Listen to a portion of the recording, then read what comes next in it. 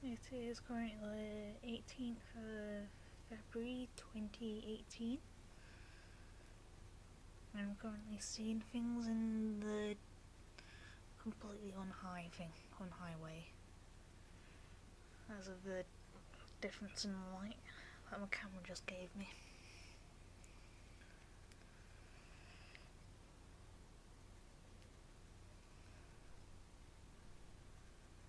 Let's get the first one up.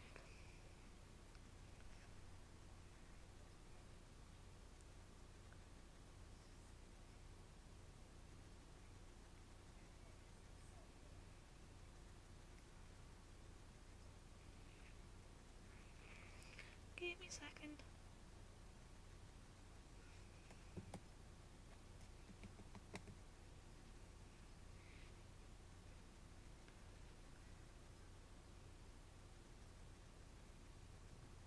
Still going.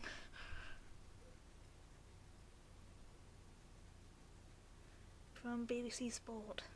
World Boxing Super Series, George Groves retained WBA title after points win over Chris Eubank Jr.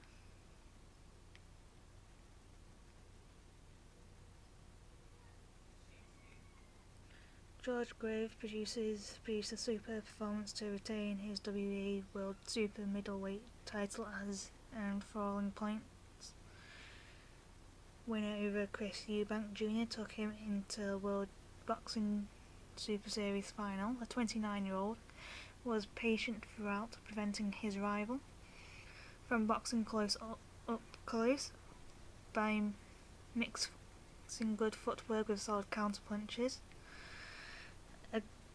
A cut above Eubank Jr.'s right eye in the third round happened. The 28-year-old who enjoyed joy of his own riveting 12th round, where noise in the Manchester arena reached a crescendo whilst both men looking vulnerable.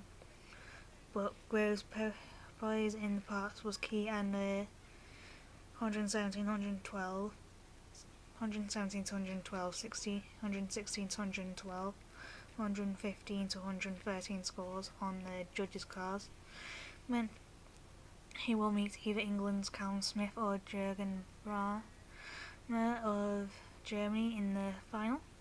Groves' camp celebrated wildly in an announcement that men had upset the bookmakers' odds despite going into the bout as a world champion and having only ever lost when contesting world titles in the past. He felt aggravated and did not score a knockout when Eubank Jr. tumbled to the floor and also revealed he thinks he dislocated his shoulder in the thrilling final round. How the fight played out. This was the fight organisers of the tournament created when the first ever draw was made last year. The experience of Groves versus the potential and well-named name of Eubank Jr., who was bidding to follow his father Chris Eubank in holding a recognised title at super middleweight. Knockout wins in the quarterfinals ensured it happened, with Groves stating he would be too big for Eubank Jr. and his rival drawing confidence from sparring sessions they shared in the past. Fight stars such as Tyson Fury and Ricky Hatton sat ringside, did as celebrities like pop star Liam Payne as Groves started with a swagger of a champion, throwing feints and jolly jabs early on. A pattern soon developed as Eubank Jr. looked to box up close, and Groves, well aware of his opponent wanted, kept him at bay. Having offered little, Eubank Jr. rushed his man in the second, finding only a high guard. Moments later he was cut with blood running from above his right eye. It only added to his conundrum as he tried to get close. This was something new for a fighter who had spent much of his recent career walking opponents down, knowing they did not hold Groves' threat. There were hints of needles of needle as both men punched after a referee's instructions to break, and as the fight began to live up to its height, Groves took charge, landing 3 crisp counter punches in the 7th. Eubanks Jr.'s left hook near the bell salvaged some respectability, but Groves, who many pundits predicted could fade late on as a result of grueling past encounters, commanding 8th, leaving Eubank almost at a standstill. A crisp jab landed sweetly in and a flurry followed later in the round, which ended with Groves smiling at his 3 minutes of success. Eubank, now sporting plenty of blood down his chest and right side, had to gamble after lunging forward in the 10th. He touched out, raising Groves to angrily cry for the knockdown. It did not come, but the roars inside the arena were deafening as Eubank threw all he had at his rival at the death, only to catch a stiff right hand himself. Groves bobbed and weaved as if to play up the crowd, but it had not been easy, and concentration and awareness of the threat posed was evident all night. Ultimately, the class that made him a world champion in the first place shone through. So what now? Groves is due to contest the final against Brown or Smith, who meet next week in early June. When I have no idea what's going on anymore. End of article.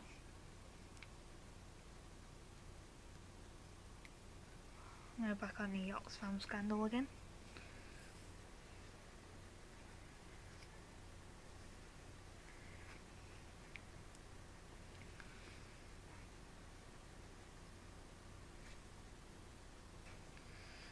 No, nothing there.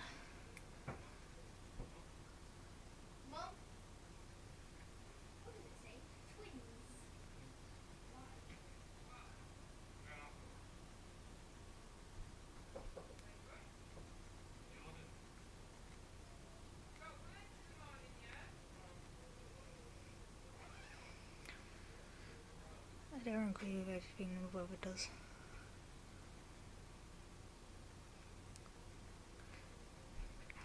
From the Business Insider, Silicon Valley parents are raising their kids tech-free.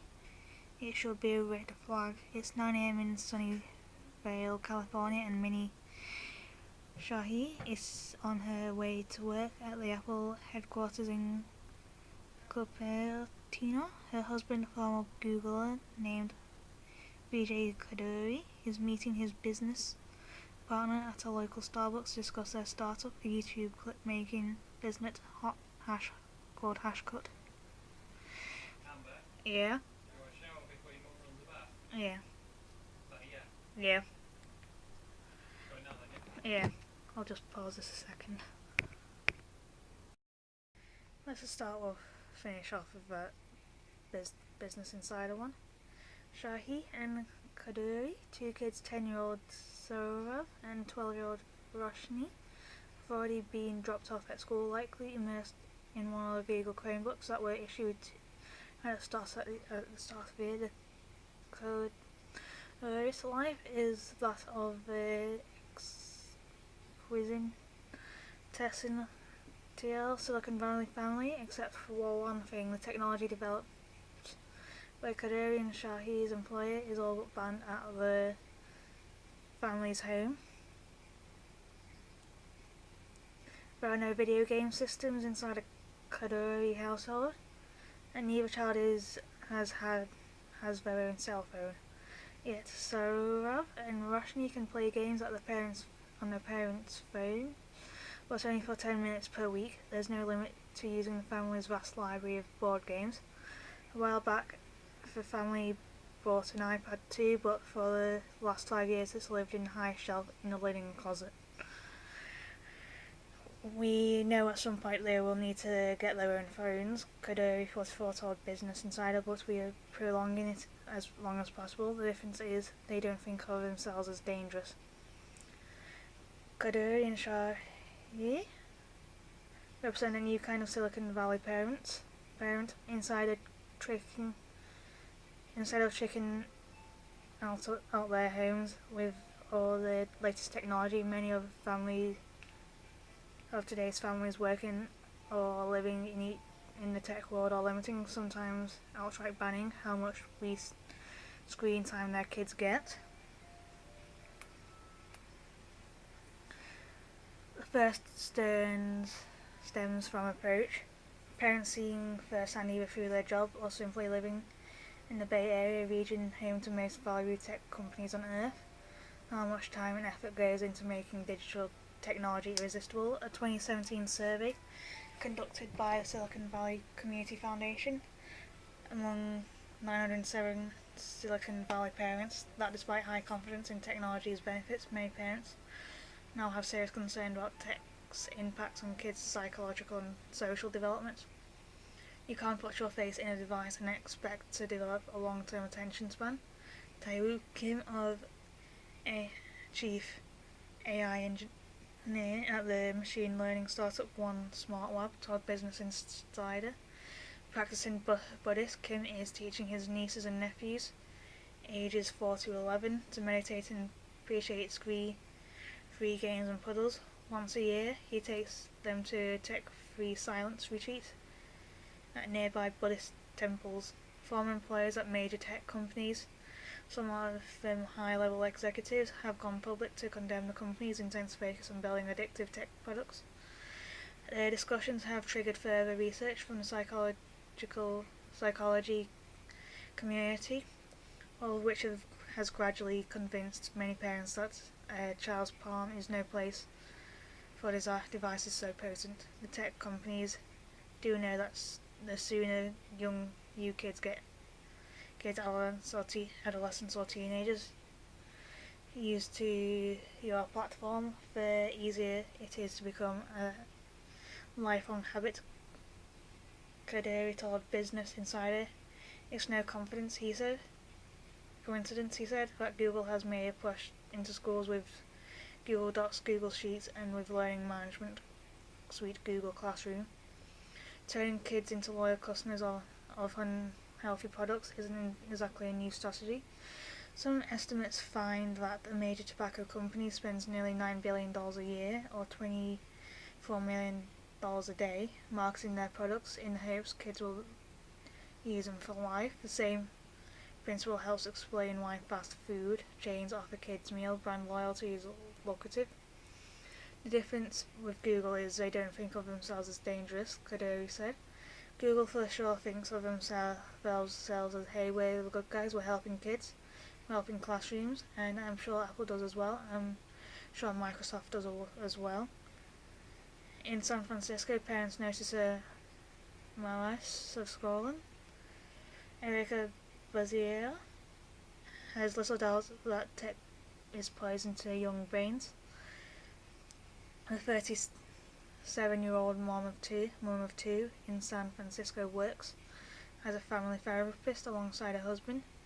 She said they both make an effort to stay current with screen time research, which, despite suffering a lack of long-term data, has nevertheless found a host of short-term consequences among teens and adolescents who are heavy users of tech. These include heightened risks for depression, anxiety, and in extreme cases suicide.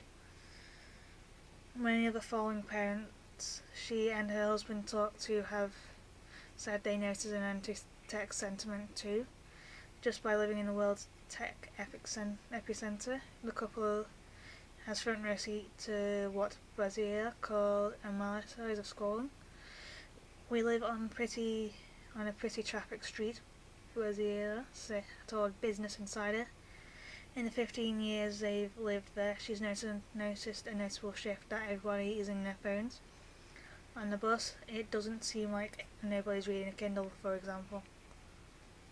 The couple have devised a strategy to help them stick to their policy. When the two of them get home from work, they each put their phone by the door. On most nights, they'll check the phones just once or twice before they go to bed.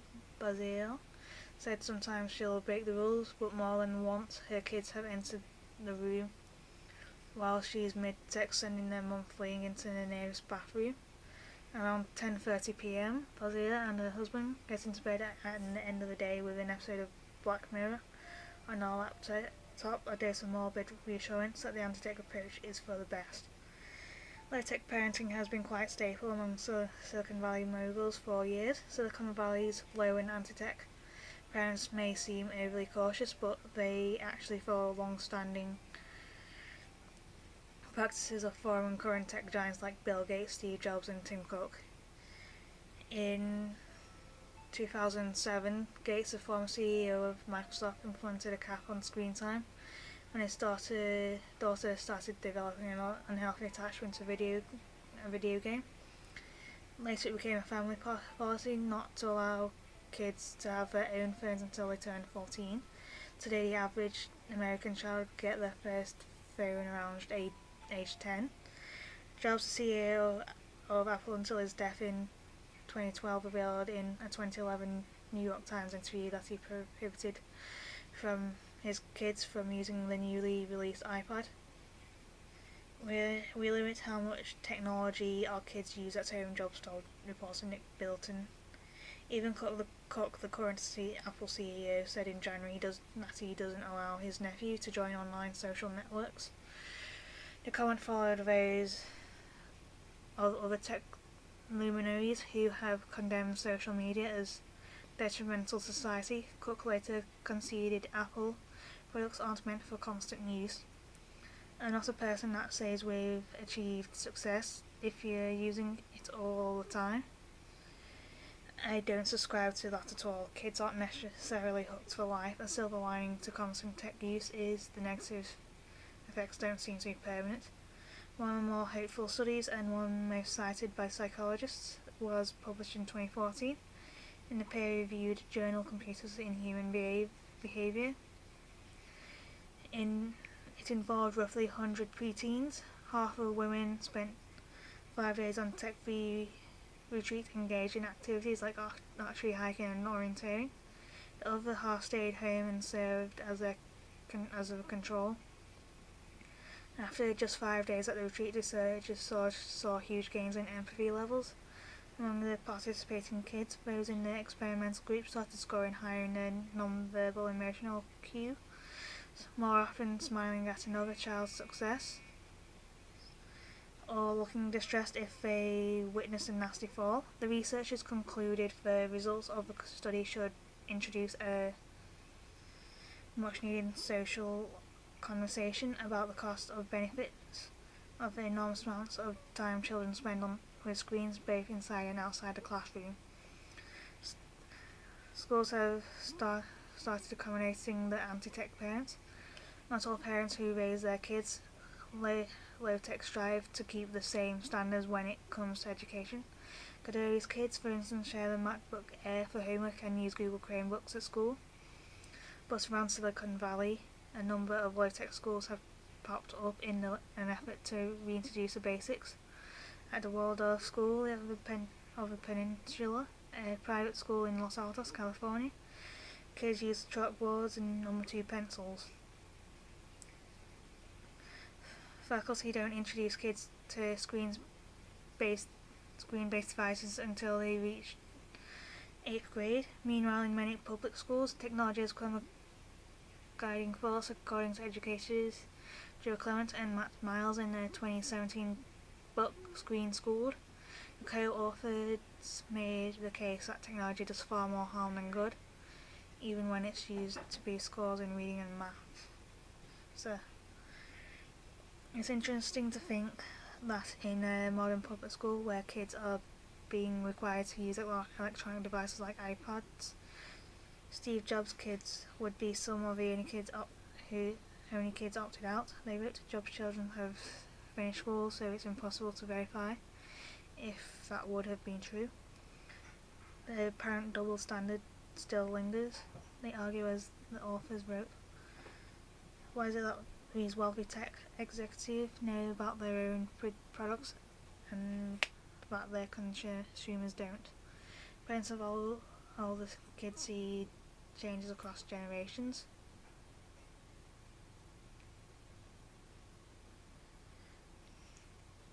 On the western edge of the San Francisco Bay in San Mateo, tech entrepreneur Avi Pressman lives with her husband and two kids, 14-year-old Mia and 16-year-old Jacob. Her oldest child, 20-year-old Brian, is a sophomore in college. Business Insider's changed each child name at Pressman's request, though she no longer has control of what Brian does when he's away at school. At home, Pressman is strict. There's no devices at the dinner table. At 10 p.m, kids must surrender their phones and leave them charging in the kitchen overnight. Weekly gaming is limited to 5 to 7 hours a week, like Kadori, who said he fondly remembers playing outside as a kid and raising his own kids with upbringing in mind. Pressman longs to return to a more analog world. Kids aren't going out and just playing in the street. Pressman co-founded the president of software company Medallia told Business Insider, "My oldest son would have more of his friends come over and hang out than my younger children do. In the past few years, the family has gotten into a lot better about spending time together," she said. Instead of family members coming home and installing themselves in separate rooms, eyes glued to devices, now they make sure of season tickets to the theatre and keep on ongoing ranking of San Francisco's best ice cream shop. A couple of years ago, Pressman planned a trip to Death Valley over a long weekend. The lack of USB charging ports and Wi-Fi were two of the destination's main selling points. This connectivity there was pretty abysmal, she said. That was lovely.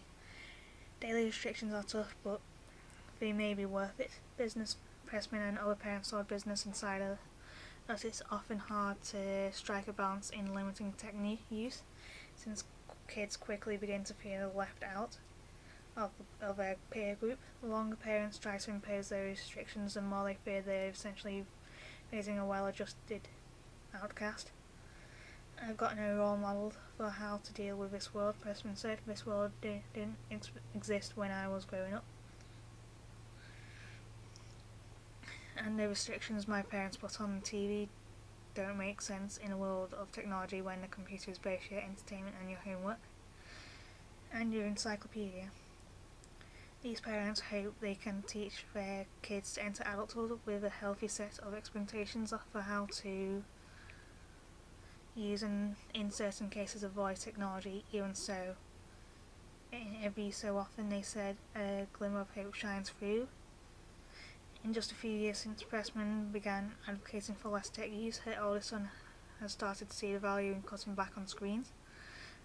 A maths major who prefers to use hardcover books, Brian told his mum he finds digital versions distracting. As Pressman recalled, the family was in the middle of a long road trip around Christmas last year when, out of nowhere, he surprised his mother. Is something few parents ever tire of hearing, an administration of error. "You know, you're always railing on social media, and I thought you were all wrong," Pressman recalled. Brian telling her, referring to her mini tirades of human interaction, "Well, I'm coming to think you're right." End of article.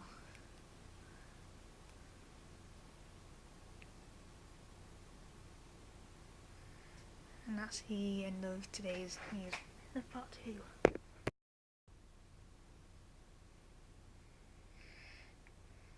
Rochdale and Tottenham Hotspur draw 2-2 and now we're on BBC News UK. For part 3. Navy van note left on ambulance in Turnstile.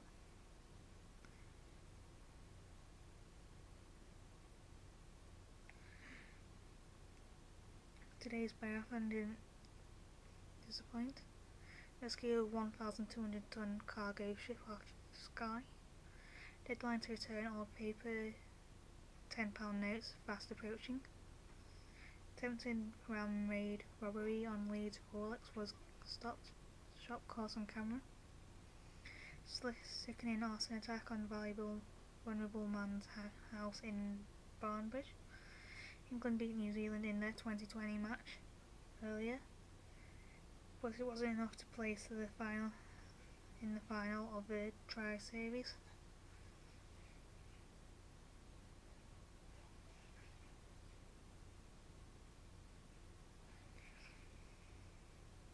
At least they made it over the finish line.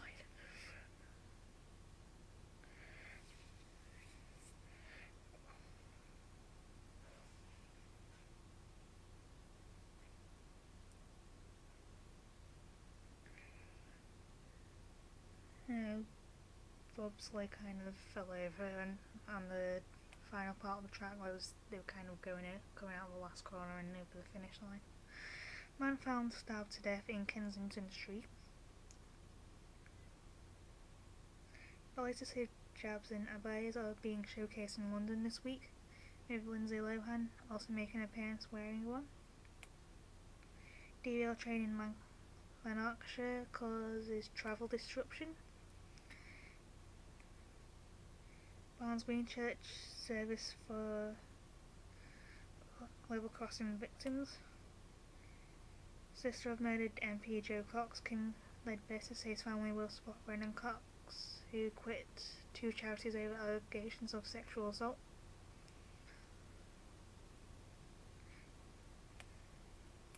Killer Keith Whitehouse absconds from HMP Layhill.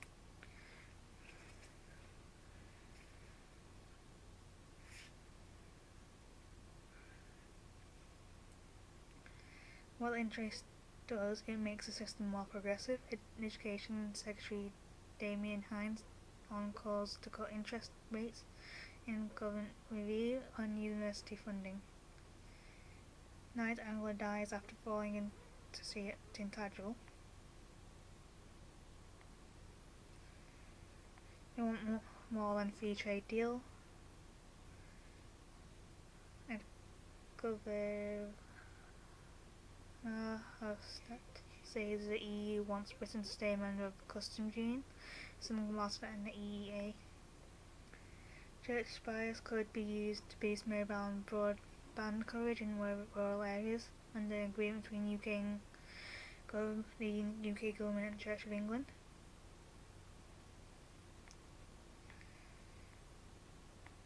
Recall BS students who sent strong message to US lawmakers for tougher gun laws after 17 people died in Florida gun shooting.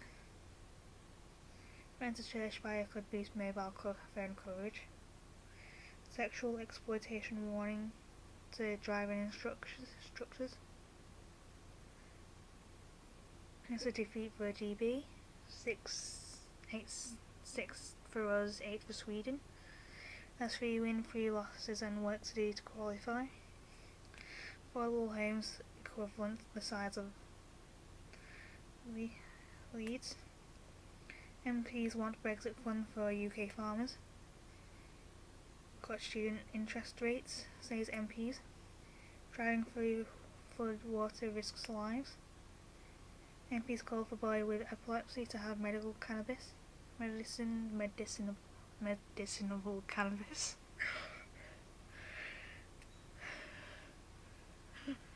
One thing I never thought I'd be saying.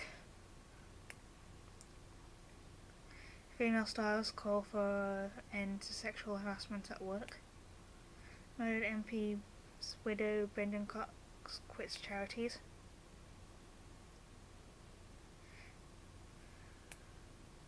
Moving on to BBC News World.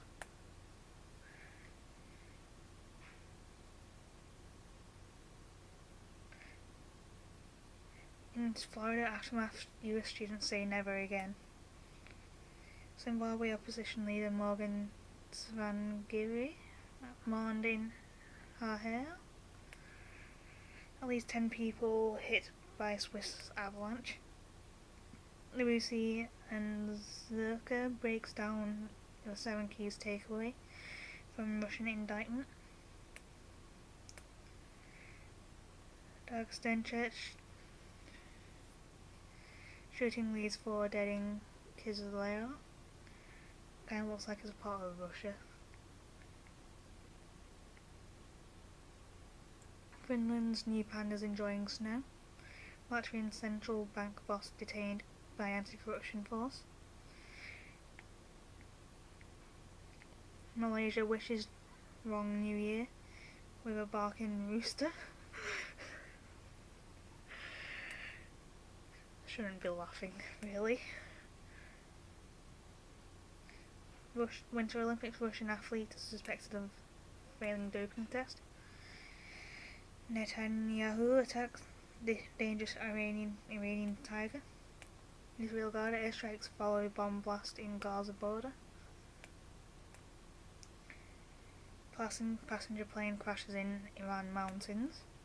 Israel rebukes Poland PM for Jewish perpetrators remark.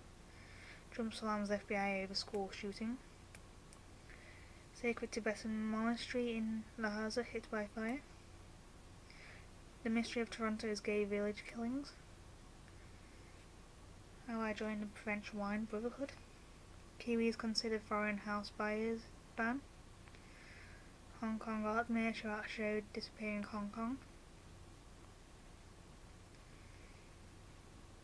Country breeding a generation of chess whiz kids.